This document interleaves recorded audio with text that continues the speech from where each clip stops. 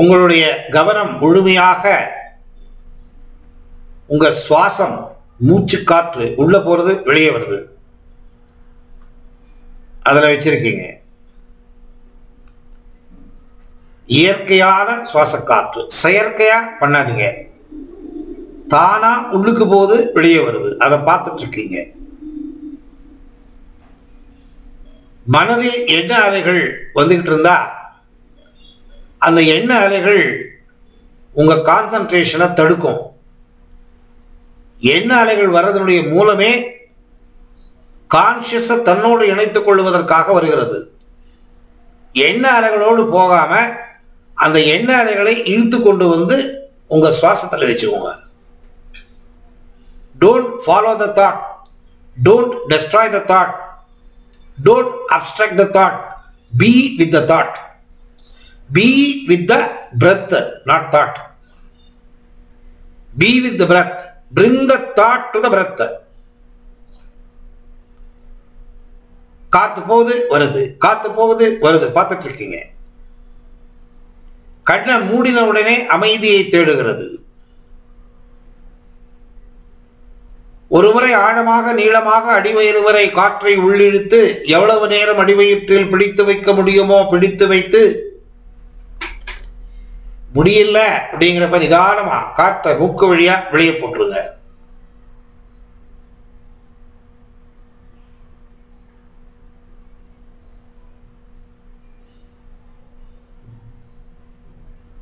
மனது நிதானமாக சமாதானமான நிலைக்கு வருகிறது. இன்னொரு முறை ஆழமாக நீளமாக அடிவயிறு வரை காற்றை உள்ளிழுத்து அடிவயிற்றில் எவ்வளவு நேரம் பிடித்து வைக்க முடியுமோ பிடித்து வைத்து,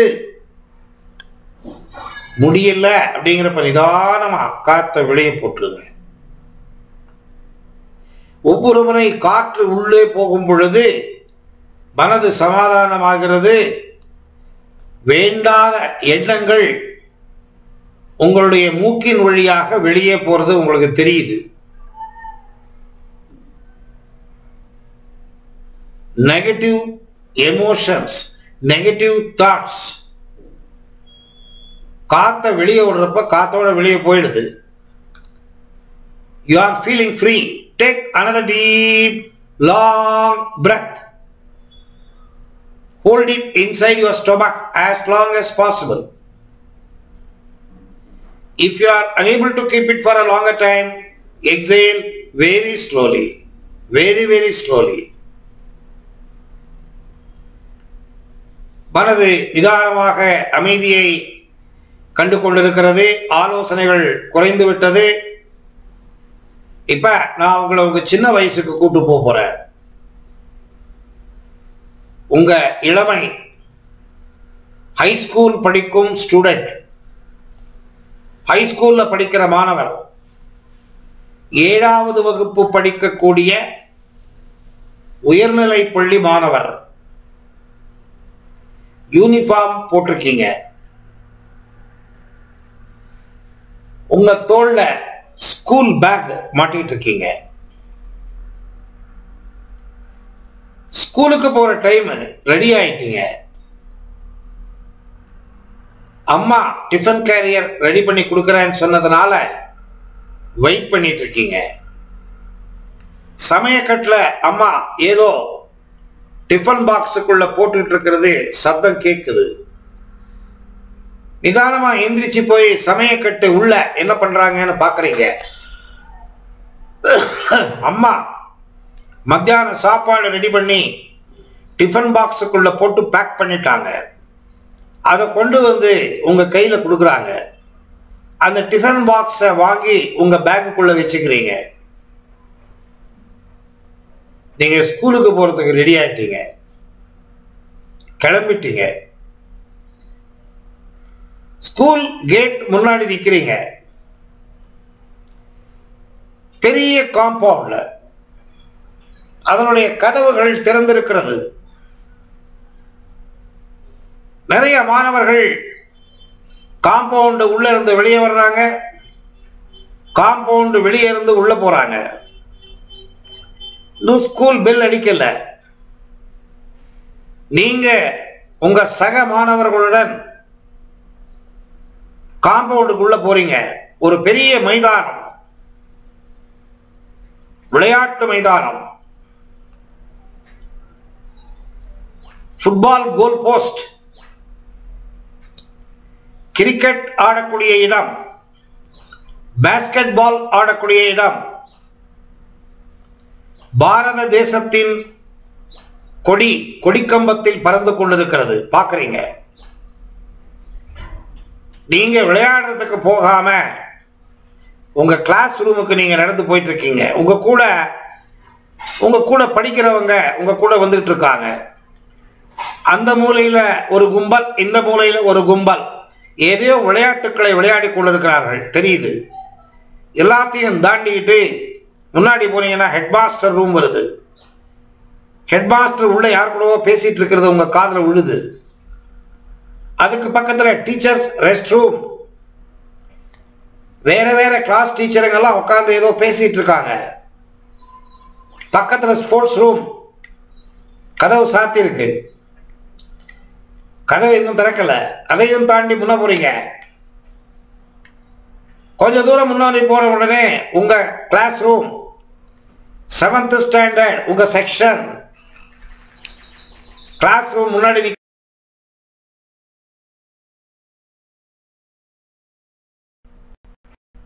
எட்டி பார்க்கறீங்க. அங்க ஒரு பையன், இங்க ஒரு பையன் உட்கார்ந்துருக்காரு. ரெண்டு பேருமே ஏதோ எழுதிட்டு இருக்காங்க, ஹோம்வொர்க். நீங்க உங்க கிளாஸ் ரூமுக்கு உள்ள போறீங்க. நேரா ரெகுலரா நீங்க எந்த பெஞ்சில் உட்காருவீங்க அந்த பெஞ்சாண்ட போய் உங்க பேக்கை வச்சுட்டு 7வது வகுப்பு உங்க கிளாஸ் ரூம் ஹை ஸ்கூல் உங்க பெஞ்சில் உட்காருறீங்க. உங்க பெஞ்சுக்கு முன்னாடி ஒரு டேபிள், பக்கத்துல ஒரு சேர், டேபிள்ல வண்ண சாக் பீஸுகள், பச்சை நிற சாக் பீஸ், ரோஸ் நிற சாக் பீஸ், மஞ்சள் நிற சாக் பீஸ், வெள்ளை நிற சாக் பீஸ், நீளமானது மற்றும் துண்டானது ரெண்டுமே இருக்கு. சின்னது பெருசு ரெண்டுமே பரவி கிடக்குது டேபிள்ல. பக்கத்துல ஒரு டஸ்டர் டேபிள் மேல, பிளாக் போர்டை துடைக்கக்கூடிய டஸ்டர்.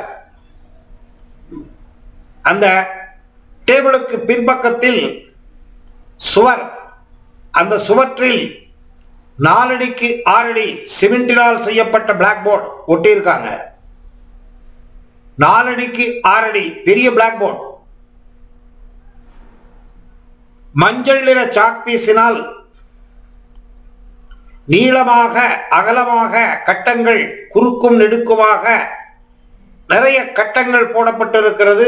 3 வரிகள், 3 லைன். முதல் லைன்ல 10 கட்டங்கள். மஞ்சள் நிற சாக் பீஸினால் போடப்பட்ட குறுக்கு நெடுக்கு லைன்கள், அது உங்களுக்கு கட்டமா தெரியுது. 3 வரிசை. முதல் வரிசையில் வெள்ளை நிற சாக் பீஸினால் எழுதப்பட்ட எண்கள் 1லிருந்து 10. மஞ்சள் நிற கட்டத்துக்குள்ளே முதல் வரியில் நம்பர் 1லிருந்து 10 நம்பரை எழுதியிருக்காங்க, சதுரமான கட்டம். 2வது வரிசையில் 11லிருந்து 20 வெள்ளை நிற சாக் பீஸினால் எழுதப்பட்டிருக்கிறது. மஞ்சள் நிற கட்டத்துக்குள்ளே வெள்ளை நிற சாக் பீஸை எழுதி 21லிருந்து 25 3வது வரிசை. 3 வரிசை. ஒவ்வொரு கட்டத்திலும் ஒவ்வொரு வரிசையிலும் 10 கட்டங்கள். நம்பர் 1லிருந்து 25 வரைக்கும் எழுதியிருக்காங்க. 1லிருந்து 10 முதல் வரிசை, 11லிருந்து 20 2வது வரிசை, 21லிருந்து 25 3வது வரிசை. 5 கட்டங்கள் காலி. இப்ப நான் அந்த நம்பர்களை கீழே இருந்து மேல படிக்க போறேன். நீங்க பிளாக் போர்ட்ல மஞ்சள் நிற கட்டத்துக்குள்ளே வெள்ளை நிற சாக் பீஸினால் எழுதிய எண்களை நான் சொல்ல நீங்க பார்க்க போறீங்க. நம்பர் 25 4 அடிக்கு 6 அடி பிளாக் போர்டு. 25 மஞ்சள் நிற கட்டத்துக்குள்ளே வெள்ளை நிற சாக் பீஸினால் எழுதிய நம்பர். ஒரு செகண்ட் கண்ணு முன்னாடி நம்பர் தெரிஞ்சாலும் பரவாயில்லை, பார்க்கத்தக்கது.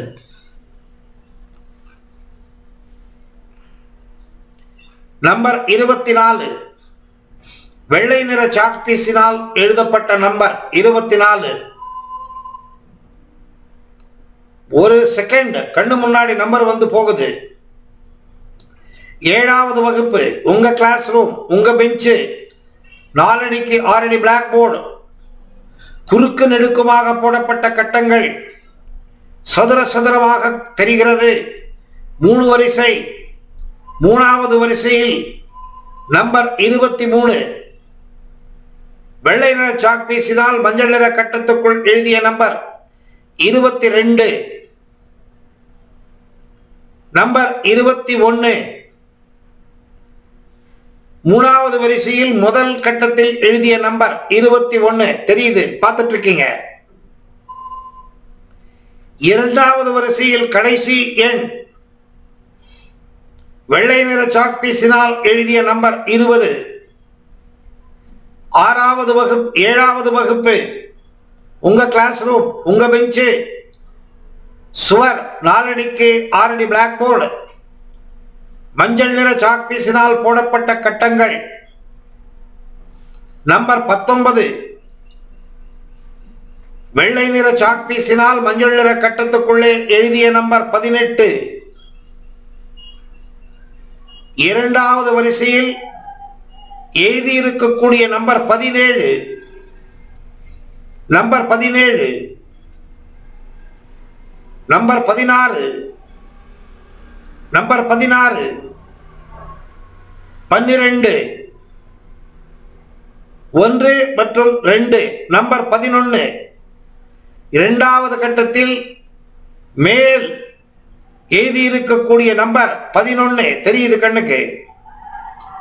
இப்ப நான் நம்பரை சொல்றப்ப கண்ணை திறக்காம உங்க கண்மணிய புருவத்து பக்கம் நிதானமா எடுத்துட்டு போகணும். நம்பர் 10 நிதானமா உங்க கண்மணி உங்க புருவத்துக்கு பக்கம் மேல் மேல போயிட்டு இருக்கு. 2 இமைகள் இருக்கப்படுகிறது. நம்பர் 9 கண்மணி நிதானமா புருவத்து பக்கம் போயிட்டு இருக்கு. நம்பர் 8 நிதானமா உங்க கண்மணி புருவத்து பக்கம் போயிட்டு இருக்கு. கண் இமைகள் இருக்கப்படுகிறது. நம்பர் 7 நிதானமா கண்மணி புருவத்து பக்கம் மேல போயிட்டு இருக்கு. கண் இமைகள் இருக்கப்படுகிறது. நம்பர் 6 பேஸ்ட் போட்டு ஒட்டினா எப்படி ஒட்டிக்கும் அந்த மாதிரி கண் இமைகள் ஒட்டிக்கிச்சு.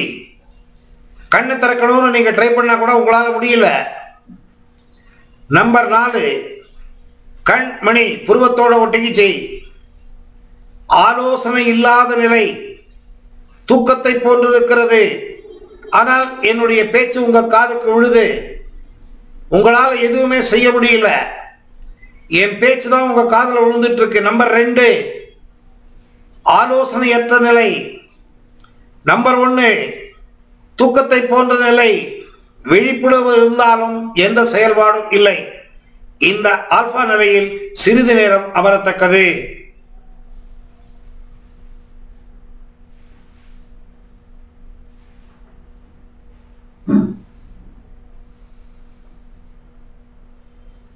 இப்ப நம்பர் 1 5 சொல்லும் பொழுது நிதானமாக நீங்க உங்க உடம்புக்கு திரும்ப போறீங்க.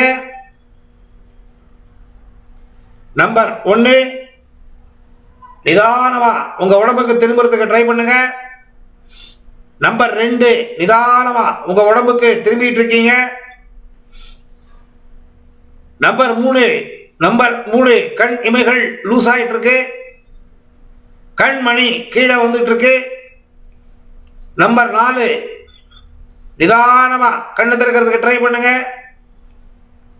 நிதானமா கண்ணை திறக்கிறதுக்கு ட்ரை பண்ணுங்க. நம்பர் 5 கண்ணை திறந்து ரிலாக்ஸ்டா உட்காருங்க.